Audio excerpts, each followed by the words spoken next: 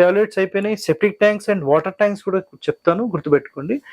పడమర ఫేసింగ్‌కి సంబంధించి ముందుగా మనం మెట్లు డిజైన్ ఇక్కడ చేసుకుందాం.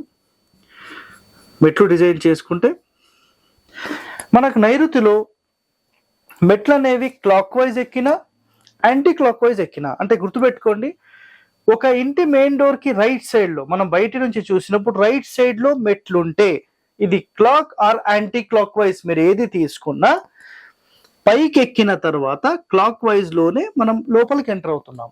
సో ఆటోమేటిక్ గా ఇది మీకు ఒక పూర్ణ బాహు ప్రవేశాన్ని ఇది క్రియేట్ చేసేసింది. సో ఎలాంటి ఇష్యూస్ అనేవి లేవు. So clear.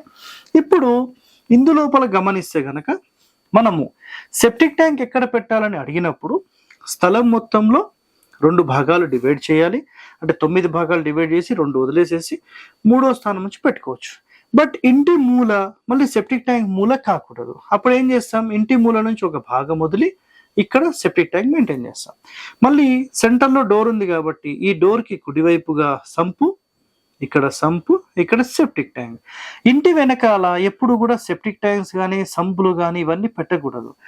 ఎప్పుడైనా గుర్తుపెట్టుకోండి, ఇది వెరీ వెరీ ఇంపార్టెంట్. ఈరోజు వరకు మీరు ఎక్కడ విని ఉండరు. మనం ఫ్రంట్ అంటే మనం ఎంత స్ట్రాంగ్ ఉండాలి అంటే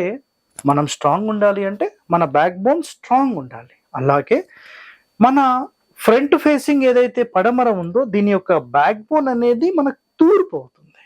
సో ఒకవేళ తూర్పులో మీరు గుంతలు పెట్టినా, సంపులు కట్టినా, సెప్టిక్ ట్యాంకులు కట్టినా ఇది మీ బ్యాక్ బోన్ని వీక్ చేస్తుంది. కాబట్టి ఎట్టి పరిస్థితుల్లో కూడా ఇలాంటి గుంతలు ఇక్కడ మెయింటైన్ చేయకండి. బోర్ ఇక్కడ యాక్సెప్టెడ్, పర్వాలేదు. కానీ సెప్టిక్ ట్యాంక్ సంప్ మాత్రం ఖచ్చితంగా ఉత్తరంలోనే రావాలి. ఇదొక్కటి మాత్రం మైండ్లో పెట్టేసుకోండి. ఎప్పుడైతే పడమర రోడ్ ఫేసింగ్ మనం తీసుకుంటామో పడమరలోనే ఖాళీ ఎక్కువ ఉండాలి. ఇది 100% వాస్తవం. చాలా మంది కేవలం నైరుతిలోనే ఇల్లు కట్టాలి, ఉత్తరంలోనే ఖాళీ స్థలం ఉండాలి, పడమర తూర్పులోనే ఉండాలి, పడమరలో ఉండకూడదు, దక్షిణంలో ఉండకూడదు. అది రాంగ్ సిస్టమ్ అండి. సో ఒరిజినల్ శాస్త్రంలో చెప్పిన కండిషన్స్ ఇక్కడ ఒక ప్లాన్ రూపంలో మీకు క్లియర్గా నేను చూపించాను.